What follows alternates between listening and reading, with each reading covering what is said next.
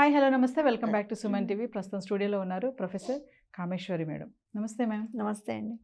Ma'am కథలు కథలు ఎన్నిసార్లు విన్నా కూడా అవి మళ్ళీ మళ్ళీ వినాలనిపిస్తుంది మేడం. ఎప్పటి అవునండి. కథలైనా సరే అవును. మళ్ళీ కథ చెప్పినప్పుడు ఏంటంటే చాలా ఇంట్రెస్ట్ అనిపిస్తుంది. మ్మ్. కొంతమంది కథలు చెప్తే అక్కడికి వెళ్ళిపోతాం మనం, మ్మ్. అంటే ఇమాజినేషన్ అనమాట. అవును. అక్కడికి వెళ్ళిపోయి ఆ ట్రావెల్ చేస్తూ ఉంటాం ఆ కథలోంచి బయటికి రావడానికి, అది ఎండ్ అయ్యే వరకు.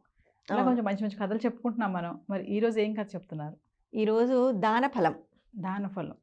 అంటే దానం ఇస్తాం కదా. మ్మ్. మనం ఏదైనా ఒక పని చేసినప్పుడు దానికంటే ఒక ఫలితం ఉంటుంది. ఇప్పుడు దానానికి ఫలితం ఈ స్టోరీ. అనగనగా ఒక ఊరు. ఆ ఊరిలో ఒక దేవాలయం ఉంటుంది. అమ్మవారి గుడి ఉంటుంది, అన్నపూర్ణాదేవి గుడి ఉంటుంది. ఆ గుడికి ఒక అర్చకుడు ఉంటాడు. అర్చకుడు, అతని భార్య, వీళ్ళిద్దరూ గుడికి పక్కనే నివాసం ఉంటారు. ఇద్దరు మామూలు పేద బ్రాహ్మడే, పెద్ద ఏమి ధనవంతుడేం కాదు, మామూలు బ్రాహ్మడు.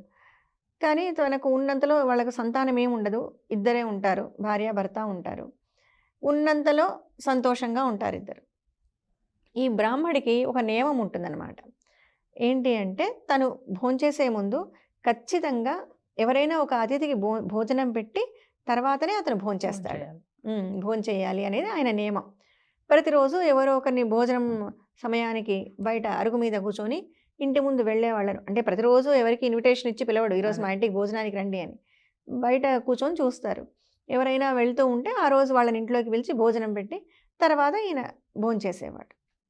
ఒకరోజు ఇలాగే భోజన సమయం అవుతుంది, కానీ బాగా ఎండాకాలం అన్నమాట. ఆ ఎండకు ఎవ్వరు బయట తిరుగుతూ ఉండరు ఊర్లో. రోడ్డంతా ఖాళీగా ఉంటుంది. చాలాసేపు వెయిట్ చేస్తుంటాడు ఈయన కూర్చొని. అయ్యో ఏంటి ఈరోజు ఎవ్వరూ రాలేదు, అతిథి ఎవ్వరూ రాలేదు ఇంటికి భోజనానికి అని వెయిట్ చేస్తుంటాడు. భార్య అంటుంది, పోనీ భోంచేసేయండి అంటే, లేదు ఎట్ల నియమం తప్పుతాను నేను, ఎవరో ఒకరికి పెట్టండి నేను తినలేను అంటాడు. ఇంకా కాసేపు వెయిట్ చేద్దామని చూస్తూ ఉంటారు, అతిథి ఎవరైనా వస్తాడేమో అని. అప్పుడు బయట రోడ్డు మీద ఒక కూరగాయలు అమ్ముకునేవాడు వెళ్తూ ఉంటాడు. ఆ రోజు అతనికి ఏమవుతుందంటే బుట్ట నిండా కూరగాయలు ఉంటాయి, కానీ ఎవ్వరూ భారం తగిలిండదు. పాపం ఆ బరువు మొయ్యలేక వీళ్ళ ఇంటి అరుగు మీద ఆ బుట్ట దింపుకొని కూర్చుంటాడు. ఎందుకో ఏమో ఈరోజు ఇలా అయింది, కూరగాయలు అమ్ముడుపోలేదు, బాగా దాహం వేస్తోంది, ఆకలి వేస్తుంది అనుకుంటూ కూర్చుంటాడు. ఇంతలో అలికిడి విని లోపల నుంచి ఆ బ్రాహ్మడి భార్య బయటికి వస్తుందన్నమాట. వచ్చి, ఎవరు నాయనా నువ్వు ఇక్కడ కూర్చున్నావు అంటే, ఇట్లా నేను కూరగాయలు అమ్ముకుంటానమ్మా, ఈరోజు నాకేమీ అమ్ముడుపోలేదు కూరగాయలు అని అంటాడు. మీరు ఏమైనా కూరగాయలు కొంటారా అని అడుగుతాడు. అడిగితే కూరగాయలు కొనడం తర్వాత, ఇంతసేపు అయింది నీకు ఆకలి వేయట్లేదా అని అడుగుతుంది ఆవిడ. ఎందుకు లేదమ్మా ఆకలి వేస్తోంది, మధ్యాహ్న సమయం అయింది కదా అంటే, అయితే మొదట మా ఇంట్లోకి రా, మొదట భోంచేయి, నువ్వు భోంచేసిన తర్వాత చూసుకుందామని అంటుంది.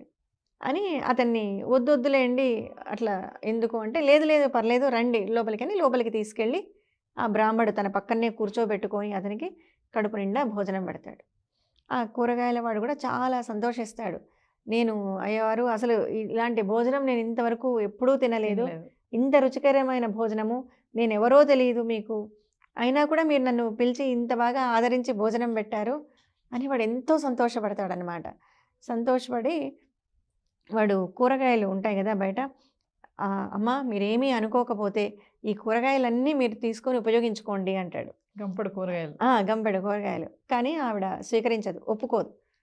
వద్దు నాయన అట్లంతా, మాకు ఆయన బ్రాహ్మడు చెప్తాడు, నాకు నియమం ఉంది, అతిథికి పెట్టిన తర్వాతే భోంచేయాలి అని, అందుకు సమయానికి ఎవరూ దొరకలేదు, నువ్వు భగవంతుడి రూపంలో నువ్వు కనపడ్డావు నాకు, నువ్వే నాకు మేలు చేసావు, నువ్వు వచ్చి భోంచేయడం వల్ల నేను భోంచేయగలిగాను, అంతే తప్ప అట్లా ఏమి ఫ్రీగా ఏమి కూరగాయలు వద్దు అన్నట్టుగా చెప్తాడు ఆయన. సరే వాడు సంతోషపడి నమస్కారం చేసి, ఇద్దరూ సంతోషపడతారు. అతిథి దొరికినందుకు బ్రాహ్మడికి ఆనందం కలుగుతుంది, భోజనం దొరికినందుకు కూరగాయల వాడికి ఆనందం అవుతుంది. అక్కడి నుంచి కూరగాయల వాడు వెళ్ళిపోతాడు. వెళ్ళిపోయాక భార్యకు ఒక అనుమానం వస్తుంది. ఏమండి మీరు ఇన్ని రోజుల నుంచి ఇట్లా దానాలు చేస్తూ ఉన్నారు కదా, అన్నదానం చేస్తూ ఉంటారు కదా, మీరు దీనికి ఏమైనా మీకు ఫలితం ఉంటుందా, అంటే బెనిఫిట్ ఉంటుందా మీకు, దీనివల్ల బెనిఫిట్ ఏమైనా ఉందా అని అడుగుతుంది అనమాట. అంటే ఎందుకు లేదు, మనం సంతోషంగానే ఉన్నాం కదా, అన్నపూర్ణాదేవి దయతో మనకు తినడానికి ఏం లోటు లేదు, ఉండడానికి ఒక నివాసం ఉంది, సంతోషకరమైన జీవితం గడుపుతున్నాం కదా, మనకి ఇంతకన్నా ఏం కావాలి, నీకేమైనా కావాలా చెప్పు అంటాడు. ఆహా ఏం లేదు, మీరు సంతోషంగా ఉంటే నేను సంతోషంగా ఉన్నట్టే అంటుంది. అని ఇంకా అక్కడి నుంచి ఆయన సరే అయిపోతుంది. మరుసటి రోజు గుడికి వెళ్తాడు. గుడికి వెళ్ళిన తర్వాత ముందు రోజు భార్య అడిగిన క్వశ్చన్ ఉంది కదా మైండ్లో, ఎంతైనా చూడండి మగవాళ్ళకి ఒక క్వశ్చన్ అడిగింది భార్య అంటే అప్పటికి సర్ది చెప్పినా వాళ్ళకి మళ్ళీ ఆ క్వశ్చన్ రైజ్ అవుతూనే ఉంటుంది, ఇంతకు ఏంటి అని. అదే ప్రశ్నను అమ్మవారిని అడుగుతాడు. అమ్మ నాకు ఒక చిన్న సందేహము, రోజు నేను నిన్ను ఇంతగా అర్చించుకుంటున్నాను కదా, పైగా నేను రోజు అన్నదానం చేస్తాను, దీనికి సంబంధించిన ఏదైనా ఫలితం ఉంటుందా అంటే, ఫలితం నాకు ఇవ్వమని అడగట్లేదు నేను, ఏదైనా ఉందా ఫలితము, దానానికి ఫలితం ఉంటుందా తెలుసుకోవాలని నాకు ఒక చిన్న కోరిక అంటాడు. అప్పుడు అమ్మవారు అంటుంది, ఉంది, ఎందుకు లేదు, ఫలితం ఖచ్చితంగా ఉంది. నువ్వు ఉన్న దగ్గర నుంచి తూర్పు దిక్కుగా వెళ్ళు. తూర్పు దిక్కుగా వెళ్తే ఒక రాజ్యం వస్తుంది. ఆ రాజ్యంలో ఒక రాజు ఉన్నాడు, రాజకుమారుడు ఉంటాడు. నువ్వు ఆ రాజకుమారుణ్ణి కలువు, నీకు సమాధానం దొరుకుతుంది అని. అవునా అని చెప్పి నమస్కరించి అమ్మవారికి వెంటనే ఇంటికి వెళ్ళి భార్యకు చెప్పి ఒక 2 రొట్టెలు కట్టుకొని సంచిలో పెట్టుకొని బయలుదేరతాడు. దారి మధ్యలో వెళ్తూ ఉంటాడు. వెళ్తూ ఉంటే కొంత దూరం వెళ్ళేసరికి ఒక సన్యాసి ఎదురవుతాడు. ఎక్కడికి వెళ్తున్నారు మీరు అంటే, ఇట్లా ఫలానా దేశానికి వెళ్తున్నాను, అక్కడ రాజకుమారుణ్ణి కలవడానికి వెళ్తున్నాను, నాకు ఒక సందేహం ఉంది, దానానికి ఫలితం ఉంటుందా, ఆ ఫలితం ఏంటో తెలుసుకోవడానికి వెళ్తున్నాను. సరే మరి ఇప్పుడు మధ్యాహ్నం భోజన సమయం అయింది కదా, మీ దగ్గర ఏమైనా ఆహారం ఉందా, నాకు చాలా ఆకలిగా ఉంది అంటాడు ఆయన సన్యాసి. ఉంది అని వెంటనే సంచిలో నుంచి 2 రొట్టెలు తీసి ఆయనకు ఒక రొట్టె ఇస్తాడు, తను ఒక రొట్టె తింటాడు. ఉన్నవి 2 కదా, నాకు కావాలి అని అనుకోలేదు. వెంటనే ఆయన అడగగానే ఆయనకు ఒక రొట్టె పెట్టి తను ఒక రొట్టె తింటాడు. తిన్న తర్వాత ఆ సన్యాసికి నమస్కరించి, సరే స్వామి నేను వెళ్తాను అని బయలుదేరతాడు. బయలుదేరి వెళ్తూ ఉంటే కొంచెం దారిలో వెళ్ళేసరికి చీకటి అయిపోతుంది అక్కడంతా. అక్కడ వెళ్తూ ఉంటే ఒకడు కట్టెలు కొట్టేవాడు ఉంటాడు. అక్కడ వెంటనే పెద్ద పెద్ద సౌండ్స్ వస్తాయి, పులి వస్తుంది. పులి రాగానే ఈ కట్టెలు కొట్టేవాడు పరిగెత్తి చెట్టు ఎక్కుతాడు. ఈ బ్రాహ్మడు పాము పరిగెట్టడం మొదలు పెడతాడు. ఈయన పరిగెడుతుంటే ఆ కట్టెలు కొట్టేవాడు చూసి, అయ్యో ఈయన కూడా పులిబారిన పడతాడేమో అని చెయ్యి అందించి ఈయనను కూడా చెట్టు మీదకి లాక్కుంటాడు. చెట్టు మీదకి లాక్కొని ఆయన ప్రాణం కాపాడుతాడు. ఎక్కడ పోతున్నారు స్వామి, ఇంత రాత్రిపూట అడవిలో ఉన్నారు అంటే, ఇట్లా నేను పక్క రాజ్యానికి వెళ్తున్నాను, అక్కడ రాజకుమారుణ్ణి నేను ఒక ప్రశ్న అడగాలి అంటాడు. వాడు వెంటనే నవ్వుతాడు.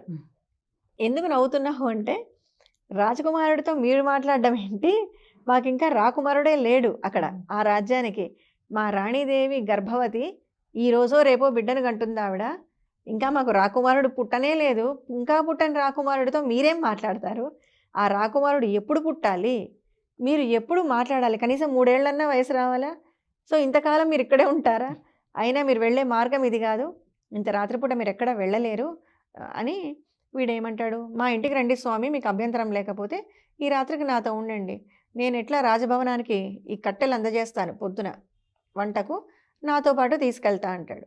అనగానే ఈయన కూడా వాళ్ళ ఇంటికి వెళ్తాడు. ఇద్దరు ఆ వాడేదో కొంత పాపం ఇంతే వంట చేసుకొని ఉంటాడు. ఆ వండిన వంటలోనే ఆ బ్రాహ్మడికి ఇంత పెట్టి తానింత తింటాడు. వద్దొద్దులే నాకేం వద్దు, నువ్వే తిను, ఇంతసేపు పని చేసావు ఆకలితో ఉంటావు అంటే, లేదు స్వామి మీరు మాత్రం ఎట్లుంటారు, మళ్ళీ నడవద్దా పొద్దున, మీకు కూడా శక్తి కావాలి కదా, ఇద్దరం తిందాంలేండి అని ఆయనకు కొంచెం ఆహారం పెట్టి తను తింటాడు. తిని పడుకున్న తర్వాత వీడు ఆయన నిద్రపోతాడు. వీడు సగమే తింటాడు కదా, సగం కడుపుతో ఉంటాడు, ఆకలి నిద్ర పట్టదు పాపం, నిద్ర పట్టదు, తిరుగుతుంటాడు. నిద్ర పట్టక కాస్త బయటికి వెళ్తాడు. బయటికి వెళ్ళగానే ఆ చీకట్లో ఒక పాము చూడకుండా దాని మీద కాలు పెట్టేస్తాడు. అది వెంటనే కాటేస్తుంది. కాటేయగానే చనిపోతాడు, అక్కడికక్కడే చనిపోతాడు. ఈయన మాత్రం బ్రాహ్మడు బాగా నిద్రపోతాడు. ఈయనకేం తెలియదు. పొద్దున్న లేచి వెతుక్కుంటాడు ఎక్కడ పోయినాడా వాడని. వెతుక్కుంటూ వెళ్ళగానే బయట పోయి చూస్తే చనిపోయి ఉంటాడు. అయ్యో చనిపోయినాడే, పాపం నన్ను రాత్రి ఆదరించినాడు, నాకు ఆహారం ఇచ్చినాడు అని చెప్పి వాడిని తీసుకెళ్ళి వాడికి కర్మకాండ అంతా కూడా జరిపిస్తాడు ఆయన. వాడికి ఎవ్వరూ లేరు కదా అని కర్మకాండ జరిపించి స్నానం చేసి రాజభవనానికి బయలుదేరతాడు. బయలుదేరగానే అక్కడ సైనికులు అడ్డుకుంటారు. చెప్తాడు, నేను ఇట్లా రాకుమారుడితో మాట్లాడాలి అంటే అందరు నవ్వుతారు అక్కడ. ఈ రోజే మాకు రాకుమారుడు పుట్టాడు, ఈ రోజు పుట్టిన బిడ్డతో నువ్వేం మాట్లాడతావు అని అందరు నవ్వుతారు. నవ్వితే లేదు లేదు నాకు ఇట్లా అమ్మవారు చెప్పింది. సరే ఈ విషయం రాజుకు చెప్తారు. రాజుకు ఆశ్చర్యం అవుతుంది. ఇదేంటి ఈ రోజు పుట్టిన బిడ్డతో మాట్లాడడం, ఏం మాట్లాడతారు? పిలిపించండి ఆయన్ను అంటాడు. ఆయన లోపలికి తీసుకెళ్ళగానే ఉయ్యాల్లో పడుకోబెట్టింటారు. ఒక్కరోజు బిడ్డ అప్పుడే పుట్టింటాడు ఆ రోజే. లోపలికి తీసుకెళ్ళగానే ఈయన తొంగి చూసి, నేను రాకుమారా, నేను చాలా దూరం నుంచి వచ్చాను. నాకు అన్నపూర్ణాదేవి చెప్పింది, మిమ్మల్ని అడిగితే నాకు దానఫలం ఏమైనా ఉంటుందా అనే క్వశ్చన్ ఎంత ఉంటుంది అని మిమ్మల్ని అడగమనింది అంటాడు. చంటి బిడ్డనే ఆ, చంటి బిడ్డనే అడుగుతున్నాడు. రాజు విచిత్రంగా చూస్తుంటాడు, అసలు ఈయన ఏం మాట్లాడుతున్నాడు అని. వెంటగానే ఆ బిడ్డ నవ్వుతుంది. నవ్వి స్వామి నన్ను గుర్తుపట్టలేదా అంటుంది. ఎవరు ఎవరు అంటే, స్వామి నన్ను గుర్తుపట్టలేదా నువ్వు? నిన్న నేనే కదా నీకు ఆతిథ్యం ఇచ్చాను నా ఇంట్లో. ఆ కట్టలు కొట్టేవాడు అన్నమాట. నిన్న నా ఇంట్లోనే కదా నువ్వు పడుకున్నావు, మర్చిపోయావా ఒక్క రోజులోనే నన్ను అంటాడు. నువ్వా అంటాడు. అవును స్వామి, ఒక్కరోజు నేను బ్రాహ్మడికి నువ్వు దారిన పోతుంటే ఆకలితో ఉన్నావని నీకు భోజనం పెట్టినందుకు, అది కూడా సగం నేను చేసుకున్న దాంట్లో సగమే నీకు పెట్టాను.